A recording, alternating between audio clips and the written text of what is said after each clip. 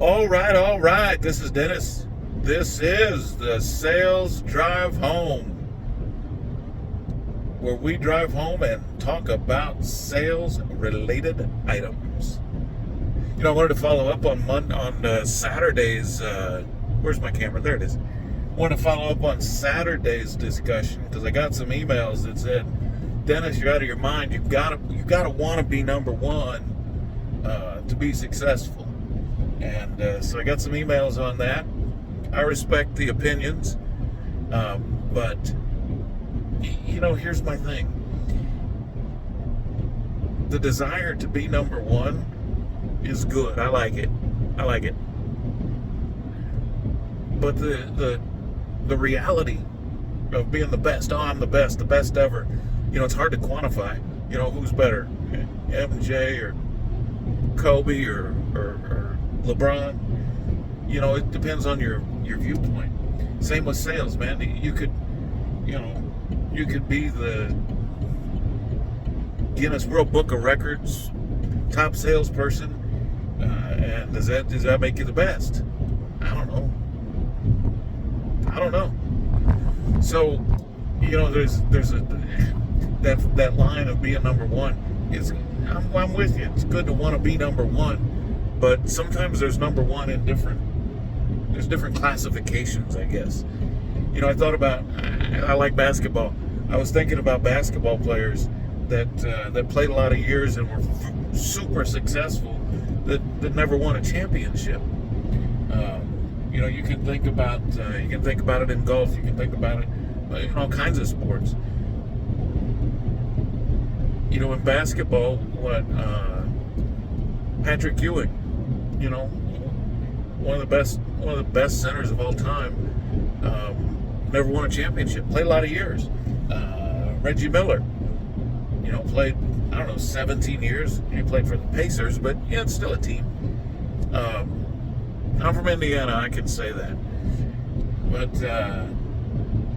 there's a lot of people that played a long time. I mean, Dominique Wilkins, he played on the Hawks, and so that's kind of a detriment to him. But he played a long time, never won a championship. There's a lot of people that were number one in their area, right? They were number one on the team. They were the number one choice on their team. Maybe even the best in the league, maybe even for a couple of years, but never crossed that road and winning a championship. So does that make them a failure? Did they fail in their career? No. And it's just like a salesperson that, maybe is your best salesperson or close to it and has been there or has longevity and is continually producing. Maybe they never go and do whatever, open up their own dealership or jump online and be, Bob's sales trainer or whatever. Maybe where they are is okay. And so does that mean that they're a failure? No, it doesn't. But it got me to thinking. I was thinking about all of these. I was thinking about everybody saying, "Oh no, you got to have that desire to be number one." And I think that you do need that desire. You need the desire to succeed. That's the important thing. Is you need the desire to succeed. And success is measured in a lot of different ways. But I got to thinking about that. And when we're trying to manage or we're trying to motivate salespeople or service advisors or whoever we're trying to motivate or whoever we're trying to manage, understanding what your team feels like makes them successful, is super important when you're talking about, I'm going to manage this team. I'm going to manage this sales team. Because a lot of times sales managers or service managers think it's all about the spiff, right? It's all about the bonus. Hey, you sell the most cars this month, it's an extra $1,000. And everybody likes money. It's not like you're going to turn people off with it. But here's what it does. First of all, as soon as the announcement is made, big sales meeting. Oh, dudes, we're gonna kill it this month. Yeah, rah. And so here's what we're gonna do. we're going to have a first place salesperson that sells over 20 cars. You're going to get $5,000. Second place salesperson that sells over 15 cars. You're going to get $2,500. And third place, you get a set of steak knives or something, whatever. So here's what it does with your sales team or your service advisors or whoever you're announcing this to. There's the 2 or 3 that are always going to be at the top anyway. They're still listening. They're still with you. The next couple that are close sometimes, they're probably still listening.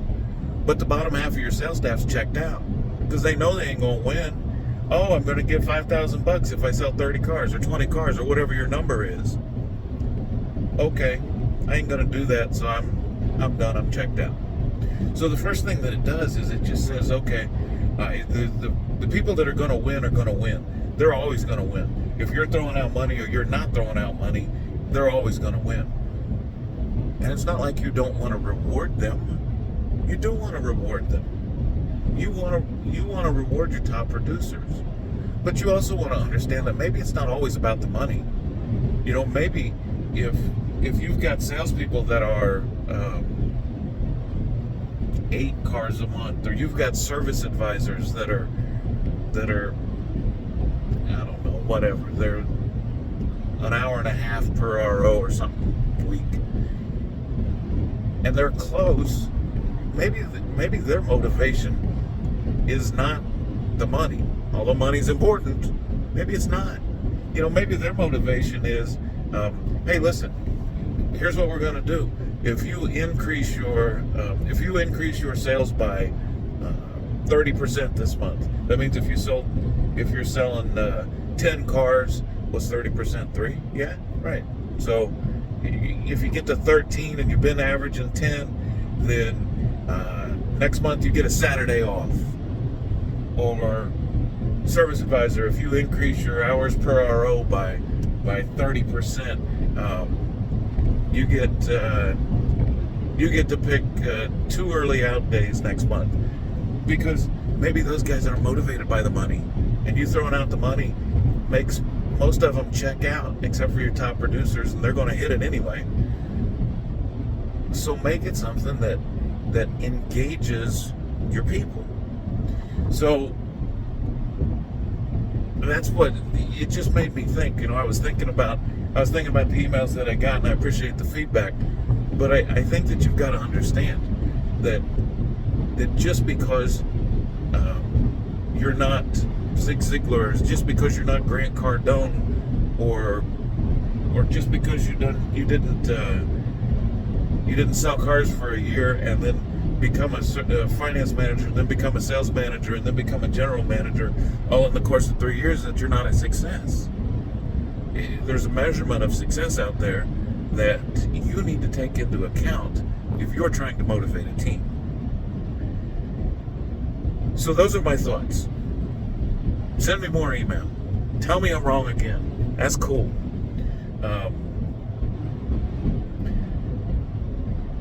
And yeah, you know what? That's enough. I'm done. I'm done talking. It's a Monday night.